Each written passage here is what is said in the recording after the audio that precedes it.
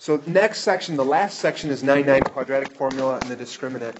A lot of what we've been doing this chapter is how do you find the x-intercepts? So here's a quadratic, here's a formula with an x squared. How do you figure out where the parabola is going to cross the x-axis? This here, they saved it for the end, is the way that is probably the most common way to do it. And you're probably going to find that you like this more than a lot of the ones we've done. Sorry for plaguing you with all the others. Roman numeral 1. So quadratic formula, kind of what is it? So quadratic formula. And if you remember, we talked about a quadratic is just something with an x squared. So the Falk version is this next part, because I feel kind of bad writing. I'm going to say it's the best way to find x-intercepts. So best way,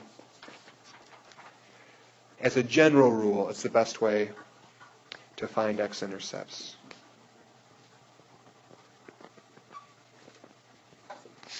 Given a quadratic. So given, I'm going to say ax squared plus bx plus c.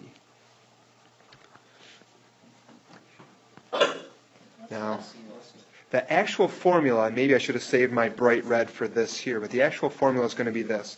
It only works to find an x-intercept. Or if you're trying to find a height of 60, perhaps we'll look at kind of going over that. But I'm going to say this here's the actual formula. Maybe put 2 stars by it.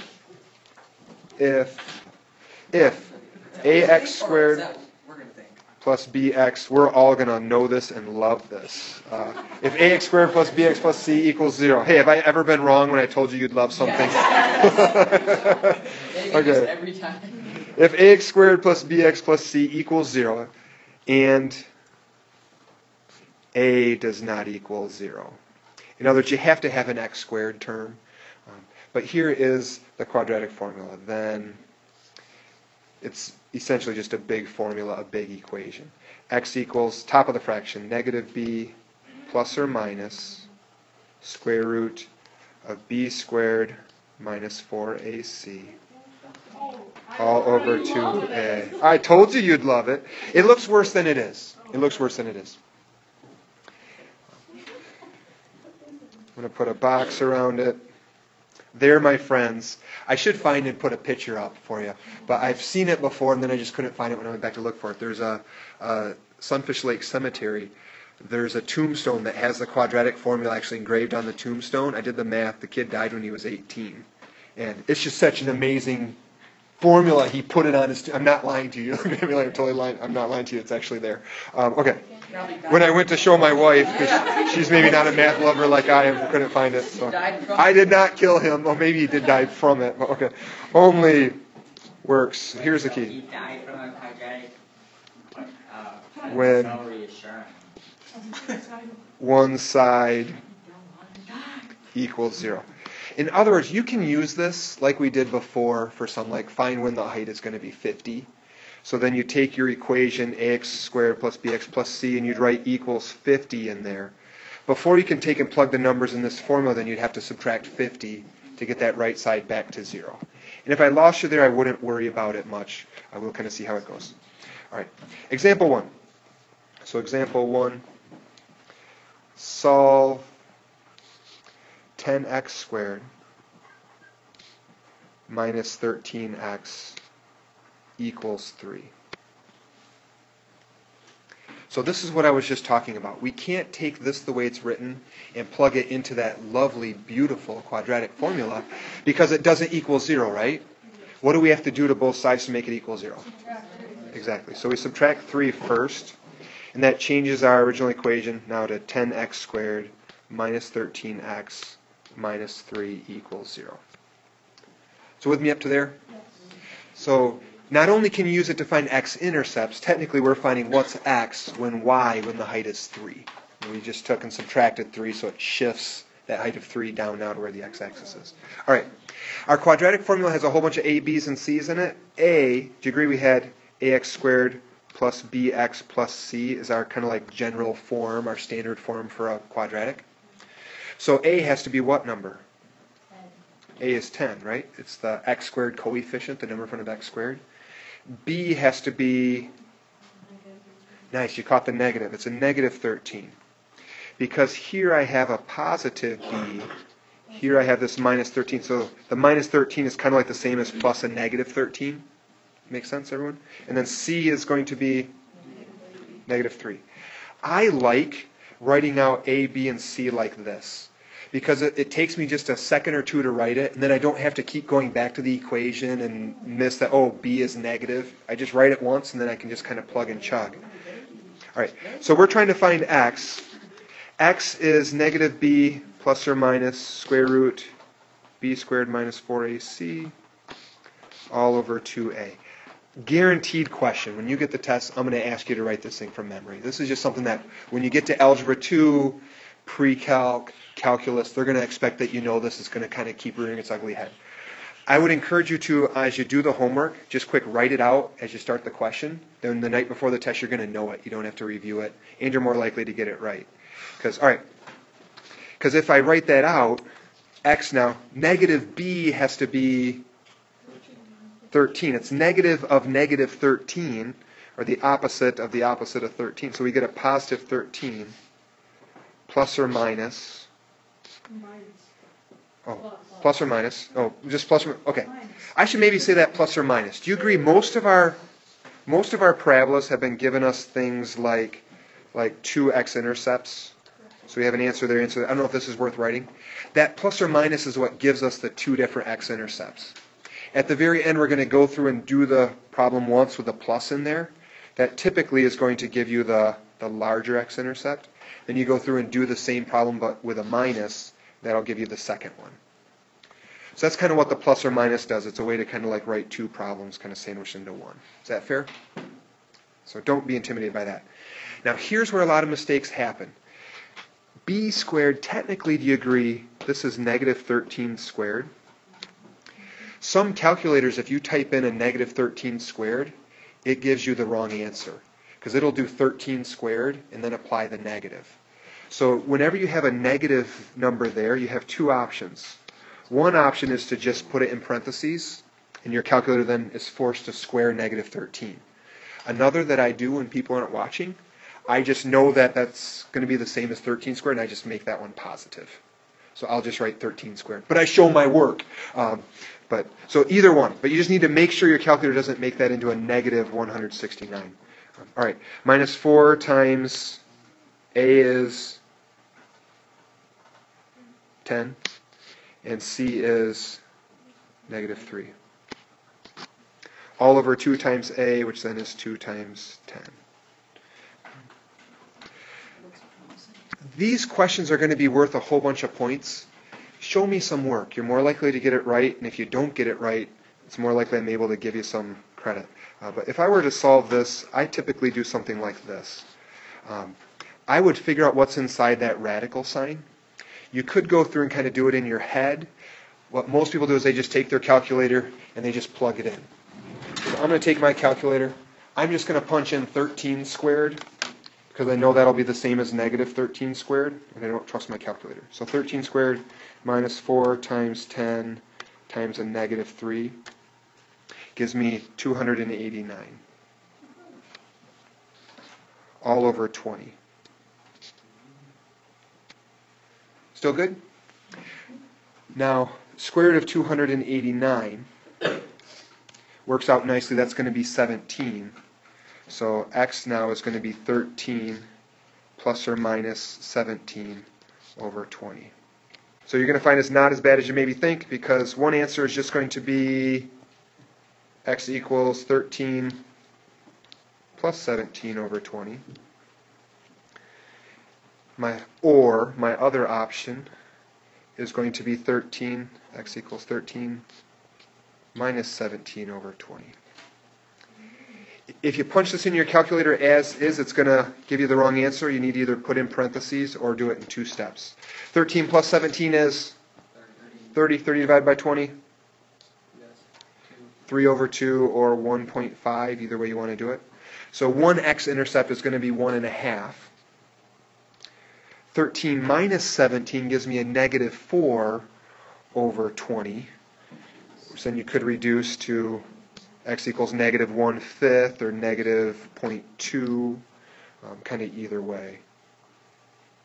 But so that'd be one way to write your options, or if you're more of a fraction person, you could say x equals 3/2 or x equals -1/5. So the other x-intercept, the other place, actually, we started solving the problem for when does it have a height of 3. Ooh, way back up here. So the x values that would give you a 3 for the answer would be 1.5 and -0.2. So we know then those are the two x values that the parabola would reach that height, or would give you the answer of 3. Any questions on example 1? Why does it take up like literally a whole page? There's just a lot of steps to it. And if you do show your work, it's going to be more likely you'll get it right. But as you do more and more math, they get longer. My record for physics class in college, so take high school physics at least, but in college we had to do our homework on blank 8.5 by 11 sheets of paper. My record was one problem took 3.5 pages. And we were required to show our work. So, but it's cool though, the stuff you're doing. It's cool. Okay, I'm not going to convince you of that this year, but take high school physics, you might become a believer. All right, Roman numeral 2 is the discriminant.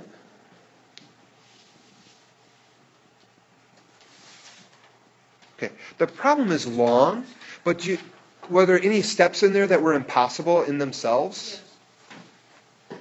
I don't think so. So it's like if you set it up and show your work, it's like you guys can handle the math.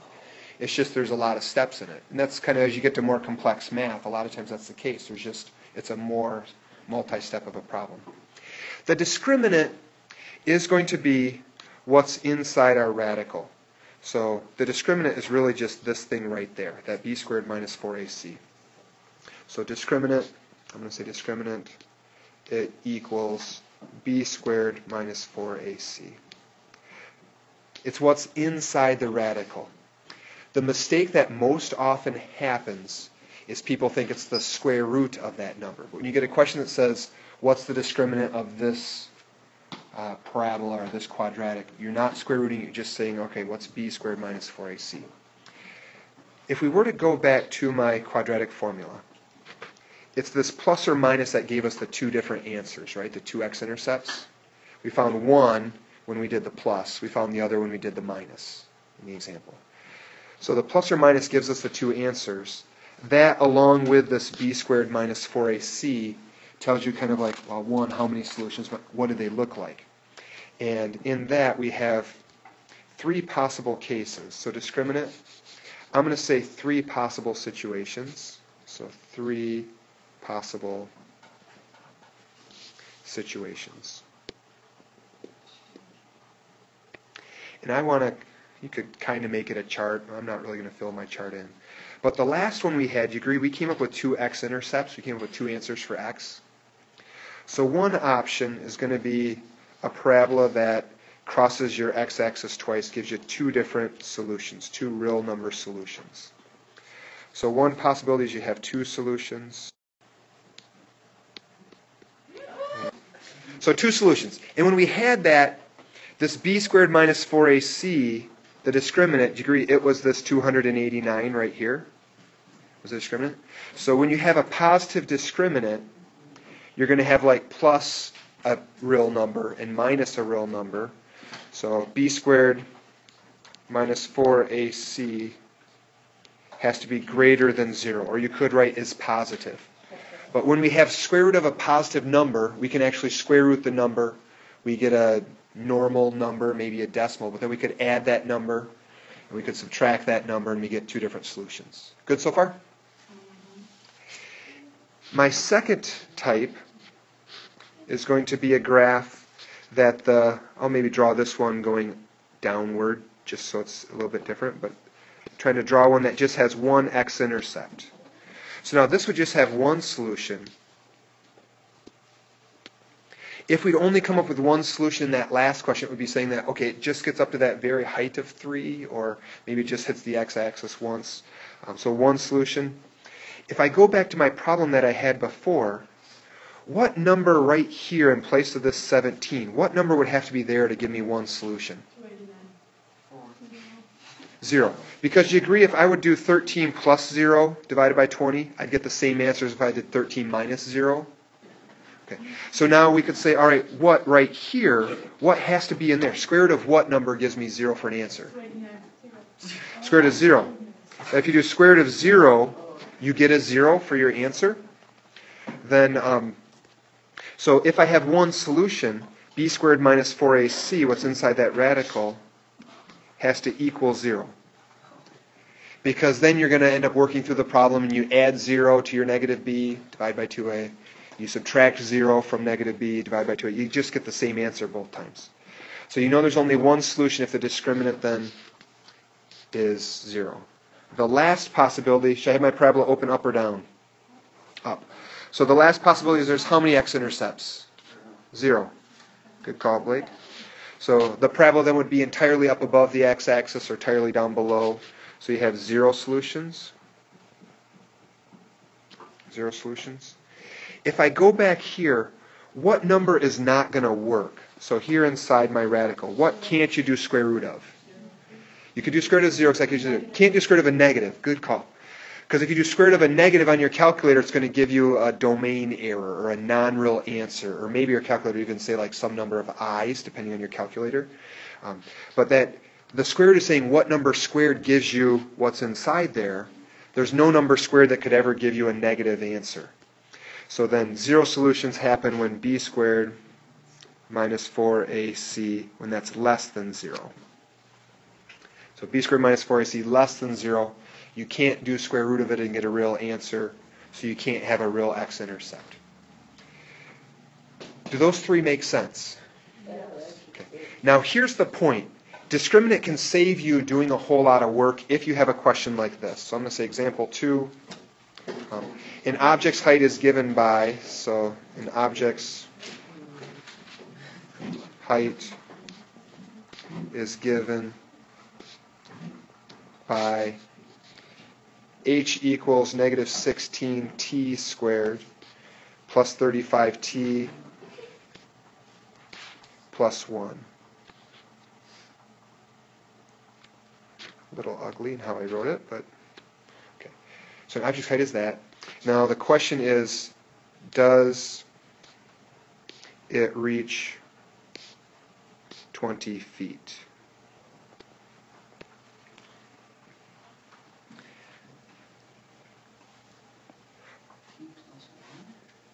Yeah, I tried fixing it by just making it darker or bolder. So does it reach 20 feet? So our first step has to be that we put 20 feet in for the height. So I have 20 equals negative 16t squared plus 35t plus 1. And if you wanted to, you could replace the t's with x's if that makes it feel a little bit safer of a problem to you, but it's just our variable. Now, can we figure out A, B, and C right now? What's the one step we have to do before we do quadratic formula? Exactly, we need to subtract 20. Nice job, Kayla. So subtract 20. So we get negative 16t squared plus 35t, and then we have minus 19. And if you want to, for dramatic emphasis, you could say equals 0, just to hopefully tip you off if you look at this later that, okay, now we could put it into our quadratic formula. I like writing the A, B, and C like I said before. A is going to be Negative 16. nice. B is going to be 35. C is going to be negative 19. Now, we could go through and do a whole quadratic formula problem like we did in example 1. And we come up with maybe one answer, maybe two answers, maybe none, but we should get like x equals or t equals, here's the time that it reaches that height of 20. But the question isn't saying when does it reach a height of 20 feet, it's just saying does it get there? So we could really look at it kind of like this here. Our subtracting 20 kind of like took, okay, here's our parabola, you know, for, actually let me write it over here. Here would be our like parabola, poorly done. And it's saying, does this thing reach a height of 20? Subtracting 20 really just takes and move this thing down, so it's now that parabola down below. And so now we can just say, well, does it reach the x-axis? Because our x-axis is at the height of 20. That's what subtracting 20 did. So really, if we want to figure out if it reaches 20, we don't have to do the whole thing. We just want to figure out, okay, is b squared minus 4ac, is it greater than 0? If so, we know it hits 20 twice, right? Is b squared minus 4ac equal to 0? If so, we know it just gets up to 20 one time and then starts dropping again. Or does b squared minus 4ac, if it's less than 0, we know that there is no place where it crosses that x-axis. It doesn't ever reach 20. So we can save time then just doing the discriminant. It's a much shorter problem. So b squared minus 4ac. So we have b, 35. So 35 squared minus 4 times a negative 16 times c, a negative 19. And you could just punch this in all at once if you wanted to. You could kind of do it in different steps. I'm going to just say 35 squared minus 4 times negative 16 times negative 19. My calculator says it equals 9. So if b squared minus 4ac equals 9, does it hit 20? Yes. How many times? Twice. Because it's 20 is greater, or 9 rather, 9 is greater than 0, so it puts us firmly in this camp, because 9 is greater than 0. So we know then it hits that x-axis twice, so we know then that we have two places. So the answer then would really just be a yes. And if you wanted to be an overachiever, you could say 2 times. So it reaches 20, keeps going a little bit further, and then comes back down through 20 on the way back.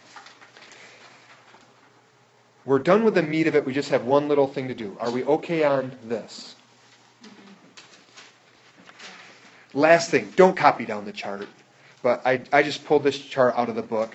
And if you wanted to, you could title it like which method to use. But I'm just going to write down like 1 or 2 things.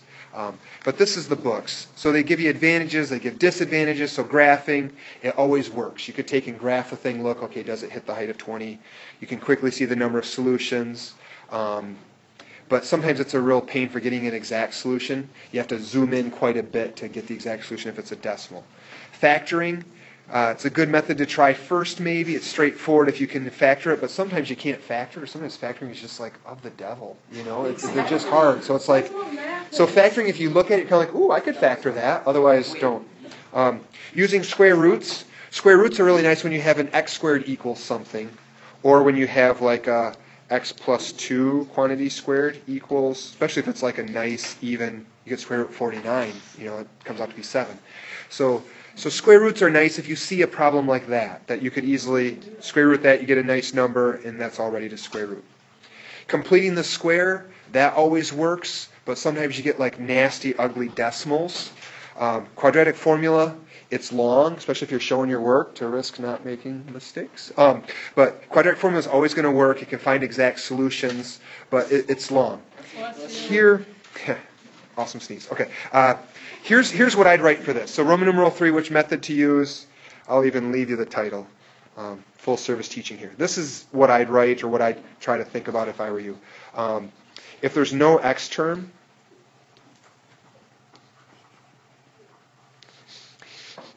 I'd use the square root. In other words, and I'm not going to do the whole thing, you can skip the example, but what I mean is if you have like a x squared equals 49, or even like a 2x squared, or I guess it could be a 2x squared plus 7, you know, equals 49. But if you don't have an x squared and an x to the first, square roots is probably going to be your fastest, easiest, nicest way. So that's what I do if I were you. Otherwise, if you don't have that, I jump right to quadratic formula. So if you have an x squared and an x, or maybe I'll say an x to the first just to make it clear, but if you have an x squared and an x, I'd use the quadratic formula.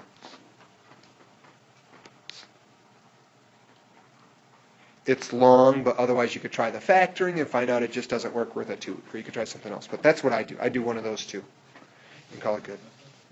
Easier on top, harder on the bottom. We're done.